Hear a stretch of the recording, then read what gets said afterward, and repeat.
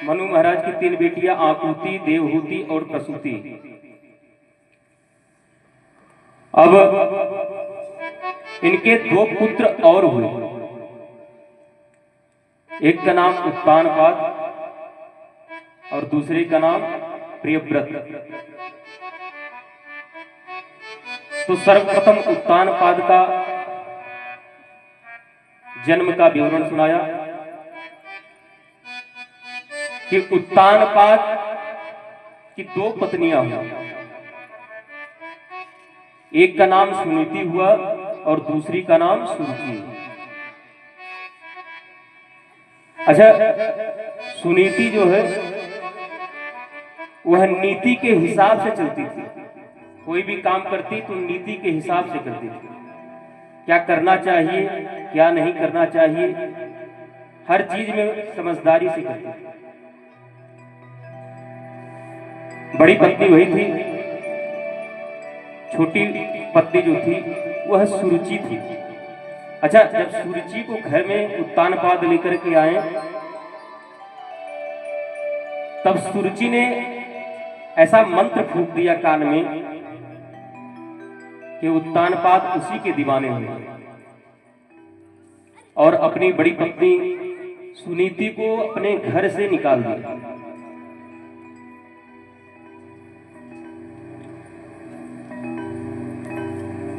जो नीति से चलता है उसको मार्ग में बहुत कठिनाइयां आती हैं, और जो अपनी रुचि के हिसाब से चलता है वह तो अपने मन मर्जी से कार्य कर लेता है। जब सुनीति को घर से निकाल दिया तो एक दिन सुनीति के पुत्र हुए ध्रुव महाराज। पिता का कभी दर्शन नहीं किए और सुरुचि का पुत्र हुआ उत्तम। सुरुचि का पुत्र उत्तम हुआ और सुनीति का पुत्र ध्रुव।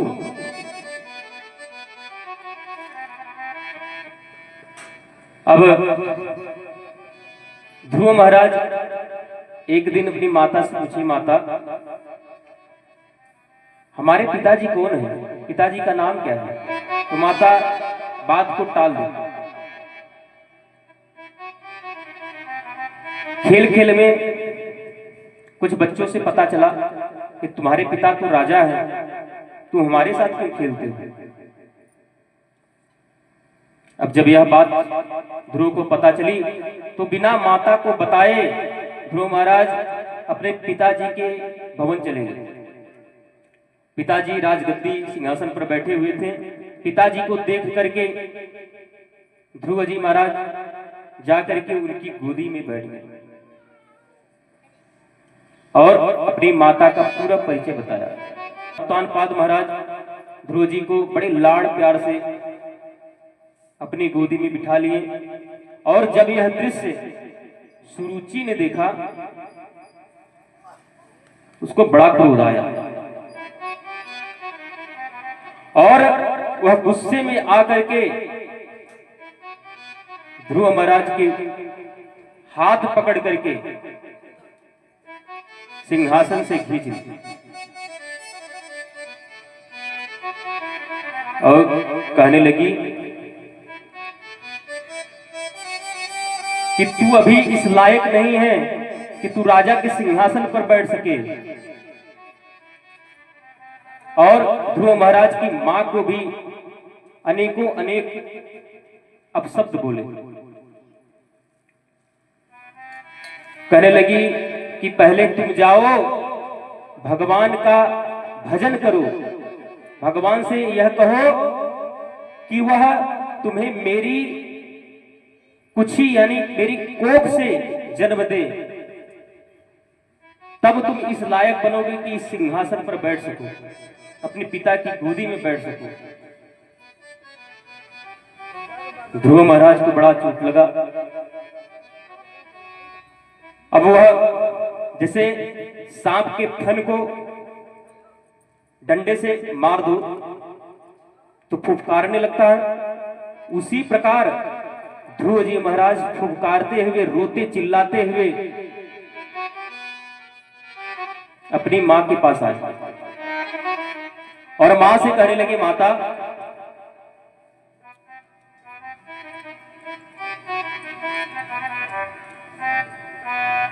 मेरी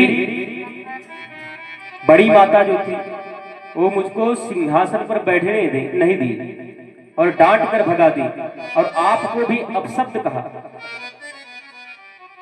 जब ध्रुव महाराज ऐसे बोले तो माता कह रही है, बेटा वो तुम्हारी माता है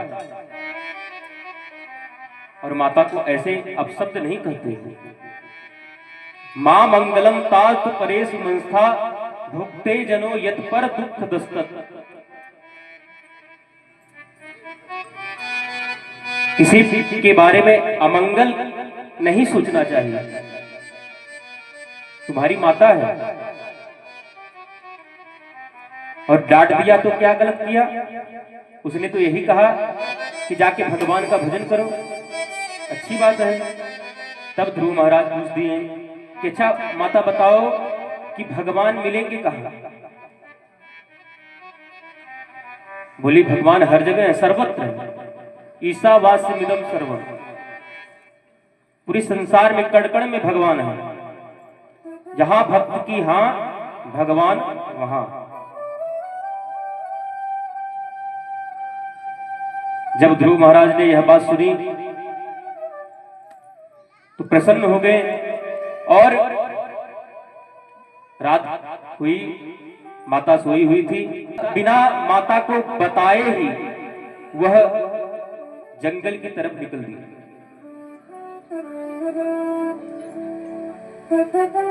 5 वर्ष की आयु है ध्रुव महाराज की। यहां तो 50-60 के हो जाएंगे फिर भी चिपके रहेंगे, घर परिवार छोड़ने का इच्छा ही नहीं करता है। घर में ही रह के भजन करिए। जब ध्रुव महाराज जंगल की तरफ जाने लगे, नारद जी की दृष्टि पड़ी। नारद जी ने सोचा, रे यह छोटा बालक है और जंगलों में क्या करने जा रहा है? कहीं इसको सिंह या आदि जंगली जानवर मार के न खा जाए। इसलिए नारद जी महाराज वहां प्रकट हो गए और रोकते हुए उसे कहे कि बेटा कहां जा रहा है? ध्रुव महाराज कहने लगे कि आप कौन? नारद जी ने अपने परिचय बताया। ध्रुव जी ने कहा, अगर आपको भगवान का पता है तो हमें बता दीजिए। जब इस प्रकार नारद जी से कहा, नारद जी कहने लगे कि बेटा देखो ऐसा है कि अभी तुम्हारी आयु 5 वर्ष है और 5 वर्ष की आयु में खेला कूदा जाता है। अभी तुम्हारे दूध के दांत भी जो है टूटे नहीं है और तुम भजन करने के लिए आ गए। अरे जहां योगी महात्मा अमलात्मा बिमलात्मा इतने ध्यान करते हैं, योगी योग करते हैं, फिर भी भगवान को नहीं पा सकते, तुम 5 वर्ष की आयु में भगवान को पा जाओगे?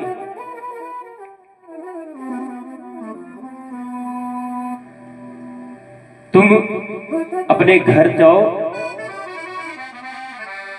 जब इस प्रकार ध्रुव जी को बताया, ध्रुव जी ने कहा, हे बाबा अगर आपके पास कोई उचित मार्ग हो तो बताओ, नहीं तो तुम अपने रास्ते चलो और मुझे अपने रास्ते जाने दो।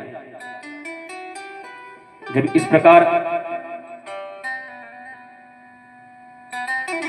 ध्रुव महाराज ने कहा, तब नारद जी समझ गए ये पक्का चेला है, यह ऐसे मानने वाला नहीं है। अब नारद जी ने ध्रुव जी के कान में मंत्र फूंक दिया, द्वादशाक्षर मंत्र, ओम नमो भगवते वासुदेवाय। यह मंत्र श्री ध्रुव जी के कान में जैसे ही पड़ा, मननात् त्रायते इति मंत्र, जिसका हम मनन करते हैं वही मंत्र हो जाता है।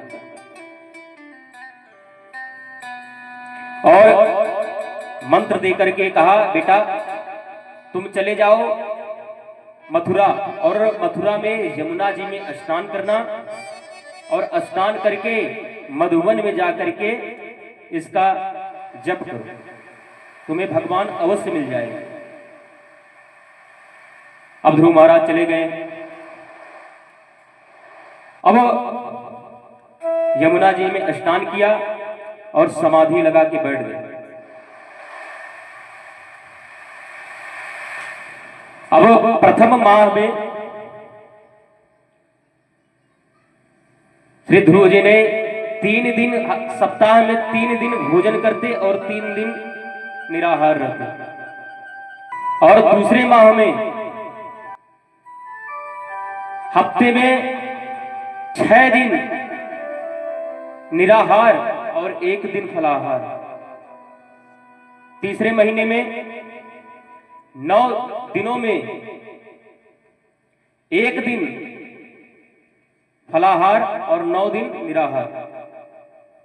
अब चौथे महीने में सिर्फ यमुना जी का जल पीते। 12 दिन में 1 बार सिर्फ जल पीने लगे। और जैसे ही 5वां महीना लगा कि उन्होंने ऐसा प्राणायाम चढ़ाया कि समस्त प्राणियों का प्राणवायु रुक गया। देवता लोग घबरा गए, प्रभु ऐसा कौन भक्त है जिसके कारण हमारी प्राणवायु रुकी हुई है? नैवं विदामो भगवन प्राण रोधम चरचरस्याखिल सत्वधाम्न। सबकी प्राणवायु रुक गई, चर अचर सबकी।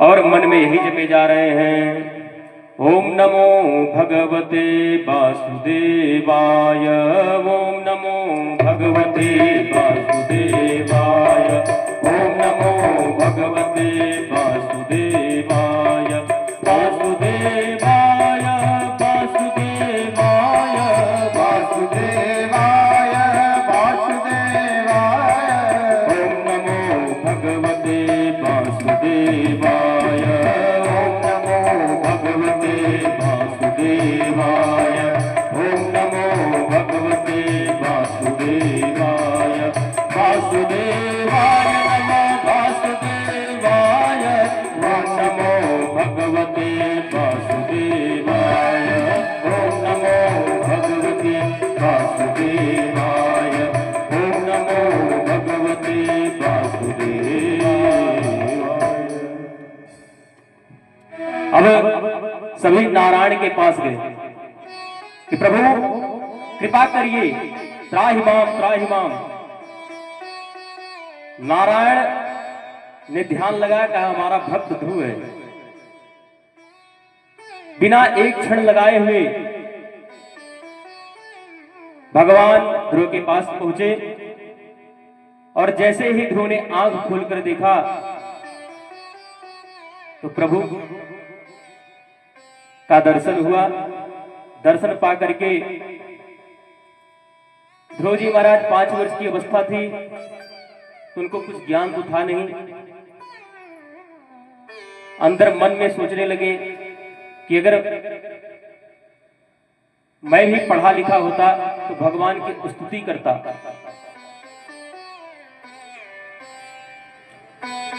भगवान तो ऐसे हैं कि मन अंदर की बात भी जान ले। मूकम करोति वाचाल पंगुम लंघयते गिरिम यत् कृपा तमहं वंदे परमानंद माधव। भगवान जो गूंगे हैं उनको भी वाचाल कर देते हैं। वाचाल मतलब बहुत बोलने वाला नहीं, वाणी से अलंकृत कर देते हैं। पूज्यपाद श्री विष्णु आश्रम जी महाराज कह रहे हैं कि वाचाल एक बहुत बोलने वाला होता है। और एक वाचाल जिसको भगवान अपनी कृपा पात्र से वाणी दे, वाणी से अलंकृत कर दे, एक वह वाचाल होता है। अब भगवान ने अपना शंख श्री ध्रुव जी महाराज के गाल पे स्पर्श बालम कृपया कपोले, जैसे ही अपना शंख श्री ध्रुव जी महाराज के कपोल पे छुआया, ध्रुव जी महाराज बोल उठे, योऽन्त प्रवेश्य मम वाचमिमां प्रसूतां संजीवयत्यखिल शक्तिधरा स्वदाम्ना अन्याश्च हस्तचरण श्रवणात्वगादीन् प्राणान्नमो भगवते पुरुषाय तुभ्यम्। हे प्रभु, आपने मेरी सोई हुई वाणी को जगा दिया है और आप समस्त शक्तियों के भंडार हैं। आपके चरणों में बारंबार प्रणाम है। भगवते पुरुषाय तुभ्यम्, आपके चरणों में बारंबार प्रणाम है। इस प्रकार ध्रुव जी महाराज ने स्तुति की। नारायण प्रसन्न हो गए और प्रसन्न होकर ध्रुव जी महाराज से कहने लगे, बेटा कुछ वरदान मांगो। ध्रुव जी महाराज कहे, प्रभु मुझे कुछ नहीं चाहिए। कहे, नहीं, तुमने इतनी तपस्या की है तो कुछ तो अवश्य दूंगा। नारायण ने कहा कि जाओ, तुम 36,000 वर्ष तक राज्य करो, उसके बाद ध्रुव पद पर अभिषिक्त हो जाओगे, ध्रुव पद पे देदीप्यमान होगे। ऐसा आशीर्वाद देकर के भगवान नारायण अंतर ध्यान हो जाते हैं। अब एक दिन ध्रुव जी महाराज अपने कल और वत्सर नामक पुत्र के साथ बैठे हुए थे कि उसका उत्तम जो था, उसका छोटा भाई, वह शिकार खेलने के लिए गया और जंगल में कुछ यक्षों के हाथों मारा गया।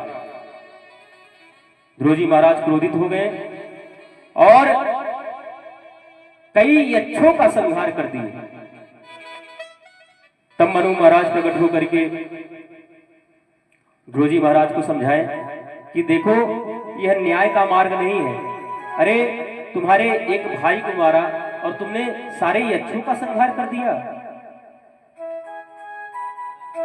तुमको भगवान का दर्शन हुआ है, इतना ज्ञान प्राप्त है। ध्रुव जी महाराज को समझ में आ गया और ध्रुव जी महाराज अंत में मृत्यु के सिर पर पैर रख करके भगवान के पार्षदों के विमान पर बैठ करके भगवान के वैकुंठ लोक को प्राप्त हुए। बोल ध्रुव जी महाराज की जय।